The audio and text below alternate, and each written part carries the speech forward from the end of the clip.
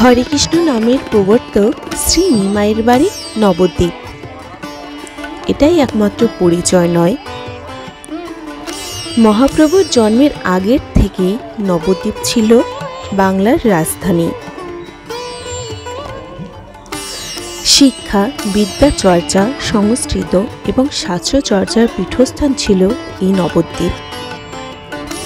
এই নবদ্বীপকে একসময় বাংলার অক্সফোর্ড বলা হতো। 1202 সালে সেন রাজা লক্ষণ সেনকে পরাজিত করে বখতিয়ার খলজি নবদ্বীপ জয় করেন। সেই বিপর্যয়ের সময় যখন হিন্দু ধর্মের অবস্থা শোচনীয় হতে থাকে, তখনই আবির্ভাব ঘটে যুগাবতার গৌরাঙ্গ মহাপ্রভুর। নবদ্বীপে ফিরে এলো এক নবজাগরণ।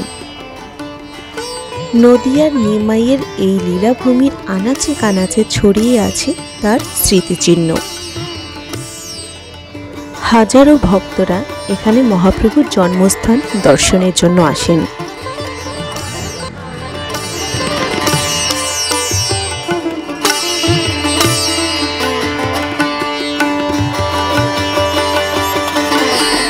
নবদ্বীপের বিভিন্ন দর্শনীয় স্থান ঘুরে দেখার জন্য টোটোই হচ্ছে বেস্ট অপশন।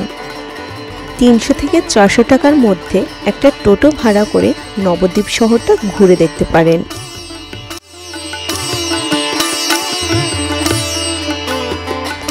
আমরা পৌঁছে গেছি জগন্নাথ মিশ্রের বাড়ি অর্থাৎ শ্রী নিমাইয়ের জন্মস্থানে।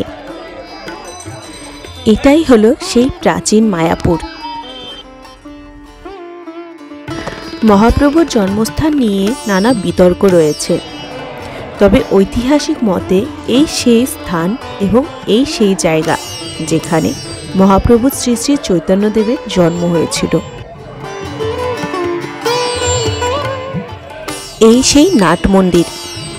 মন্দিরে এখনো বিরাজমান শ্রী রাধা ও কৃষ্ণ।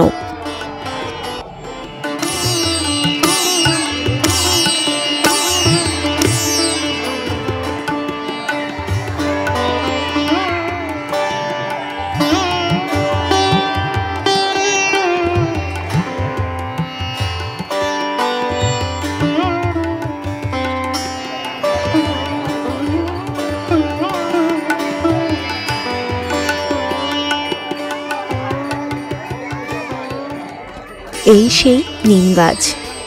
এই গাছের নিচে একটা ছোট্ট কুটিরে মহাপ্রভু জন্মগ্রহণ করেছিলেন। এই গাছের নিচে একটা ছোট্ট কুটির আছে, যেখানে সচিমাতা তার ছোট্ট নিমাইকে কোলে নিয়ে আছেন। নিম গাছের নিচে জন্মগ্রহণ করেছিলেন বলে মহাপ্রভুর আরেক নাম নিমাই।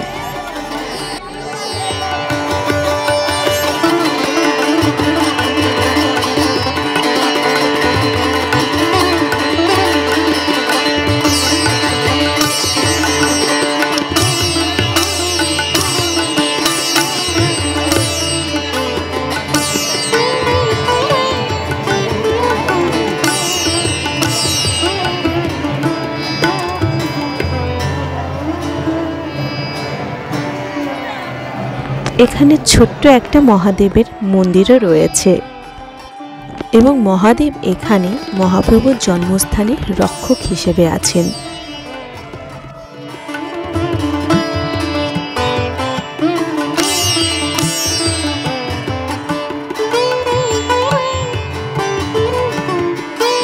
নানা বিতর্ক থাকলেও ঐতিহাসিক মতে এই স্থানই হচ্ছে মহাপ্রভুর আসল জন্মস্থান।